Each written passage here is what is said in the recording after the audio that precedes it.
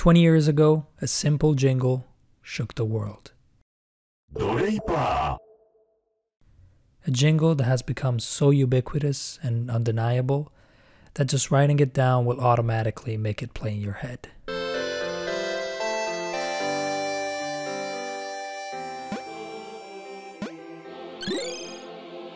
This jingle doesn't use any words, can be sung in every language, and doesn't require any instruments or production. It is widely regarded as the most successful audio logo of all time. Basking in its unchallenged primacy, it smugly sits at the pinnacle of brand assets, unperturbed on the Mount Olympus of marketing campaigns, as a testament to how good quality content can leave a mark in the world, shaping the culture by inspiring the minds of billions of people. A claim to such an asset could be priceless, the heist of the century. Through the years, many have tried. Some have actually succeeded. 2 decades after its inception, the origin story surrounding history's most successful global campaign has been rewritten. This is a story of unbridled talent, cultural influence, clever opportunism, professional incompetence, and plain greed. A story that spans decades of deception, misinformation, and fictitious clues. Some fabricated by a group of people who have managed to steal the most invaluable piece of pop culture in broad daylight. And no one seems to have noticed. This is the true story of the McDonald's jingle and how it got stolen. What we have here? I am here to unbox you. Get your eyes on this. Before writing this video, it had never occurred to me that cultural phenomena could be stolen. That provided you have the influence, you could ostensibly claim something for yourself based on a marginal involvement and succeed despite what the record shows.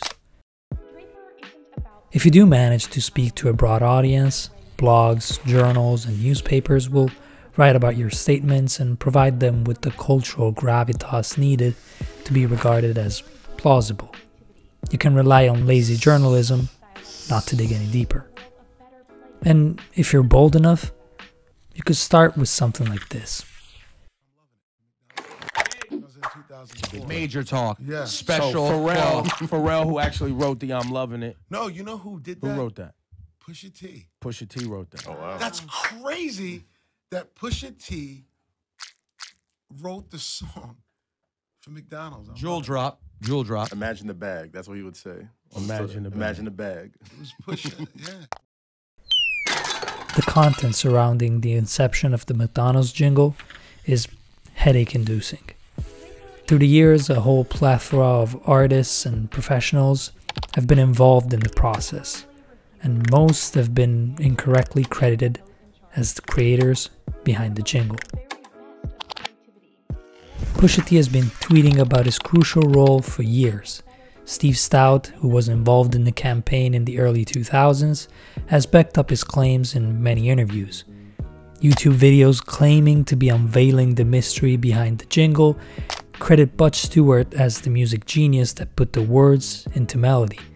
And to top it all off, the Munich composer Stefan Aubinger has sued McDonald's for stealing the jingle back in 2009. So, who's right? Well, none of them.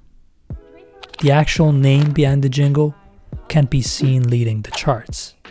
And back in 2003, he was running a small music studio in a quaint city in Germany. Probably in his underwear. And don't worry, we found the guy. But before we talk to him, let's go back to 03. Draper. Back in 2003, McDonald's was in dire need of a miracle. After posting the first losing quarter of its history in June of that year, the Big M stock fell to an all-time low of $12. As a result, the brand had to close roughly 700 stores, and the press didn't go easy on it. McDonald's management quickly figured out the conundrum.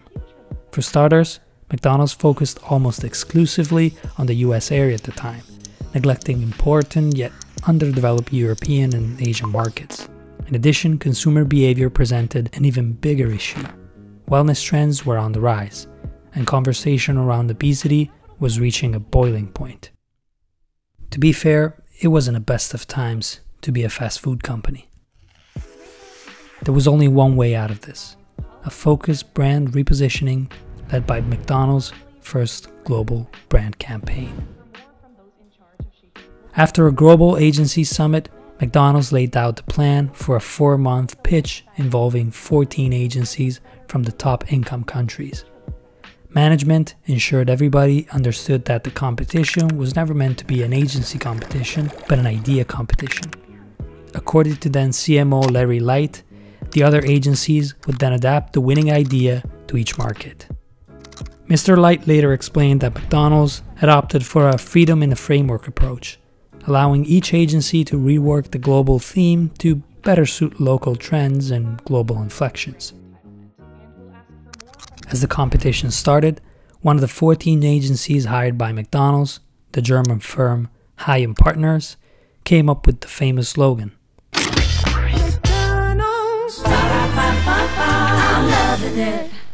However, they lacked an in-house talent to put it into music. This is when they turned to a small music group run by 2 hipster dudes in Germany. That studio was called Mona Davis Music. McDonald's in Chicago came to the idea that they wanted to create a jingle that is worldwide understandable, and also part of a global campaign, a startup campaign that also brings on the jingle, the audio logo, settles the audio logo. There was also the task. McDonald's said, everybody knows our visual logo, but nobody knows how we sound like. And McDonald's was one of the companies that was very early remarking that point. That is Franco Tortora, founder of Mona Davis Music, along with his partner Tom Botoy. And he's the guy we were talking about before.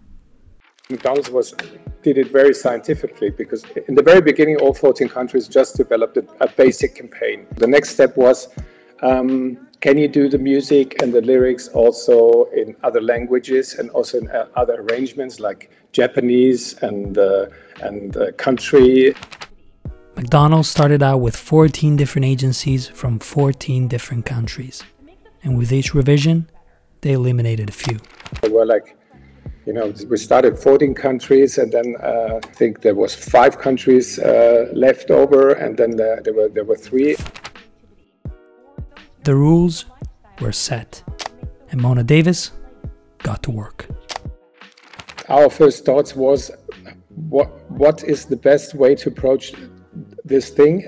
McDonald's gave us brief, but they said, we want to start with hip hop. So that was the first task. And then there was the big task. So what kind of audio logo we're going to use at the end? And it was something that was missing, that was catchy enough and also international enough. And then we started to try out sing without lyrics. Like the session was really, really long, and it got really late, and I think it was like already 2 o'clock at night when I said, come on, last try, sing something like ba da ba ba ba, and this was more kind of a joke at that moment, so that might be ridiculous the next morning, but and then we just finished it and made voicings to it and added voicings, and then we closed the session. But listening the next morning to all of the attempts,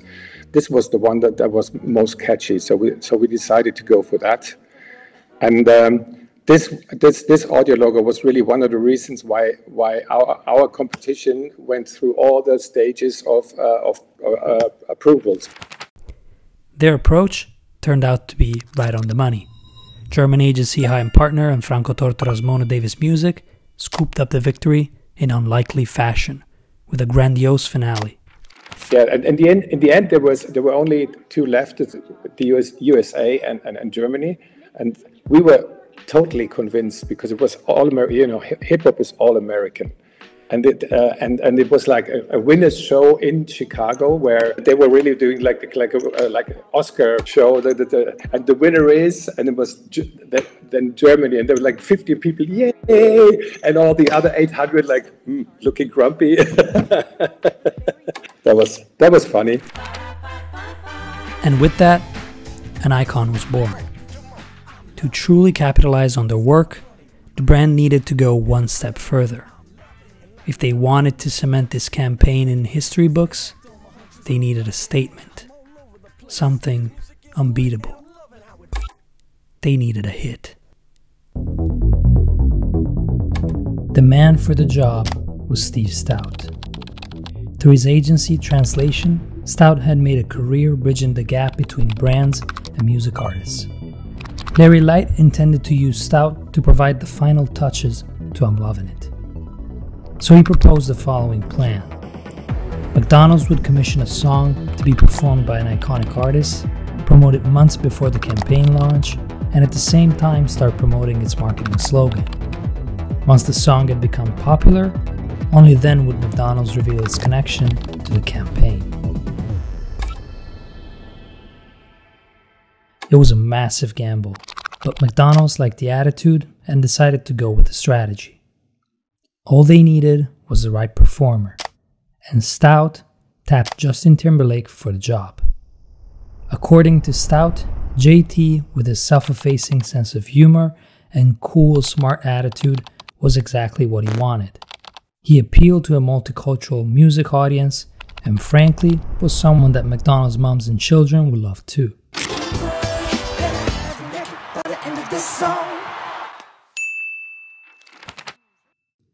To help JT craft a genuine hit, Stoute paired him with Pharrell Williams and sent him to Mona Davis' studio to work on the song. And this is when Pusha T got involved. Once we won the competition, we had to do it, of course, for many countries. And Pusha T was one of the background singers of Justin Timberlake. And that's the reason why he got involved as he was some kind part of the team there, but he never appeared. When you see the jingle of Justin Timberlake, there's a lots of credits of composers. So there's Justin Timberlake, Pharrell Williams, and then the agency guy with the lyrics, and then Tom and I. But there's no Pusha T on it. So a verse in one of the many versions of the jingle was all it took for Pusha T to claim he had written the whole thing. To add fuel to the fire, Steve Stoute confirmed Pusha's statements. Pusha T wrote that. McDonald's denied Stoute's claims, as did Larry Light and Danny Saber, a sound engineer on the recording sessions for the jingle. Saber said that I'm Lovin' It originated with those not-so-famous players in Germany. So for people to come crawling out of the woodwork and trying to claim it, it's just fucking ridiculous. It's bullshit. Our chat with Mr. Tortora helped us confirm this version of the facts, as did some of the material he sent us. See, not all of the versions they recorded made it to air, but Mr. Tortora still had all of them. In true Draper fashion, we begged for an exclusive sneak peek. And in true legend fashion, Franco gave us and you guys full access to his archive. The link will be in the description, but here's a quick preview on what you'll find. When I see the sunrise, I wake up inside. I'm on a quest for your golden prize, and if I gotta engage in combat to get them, then fine. I'm loving it. Ooh, I'm loving it, baby.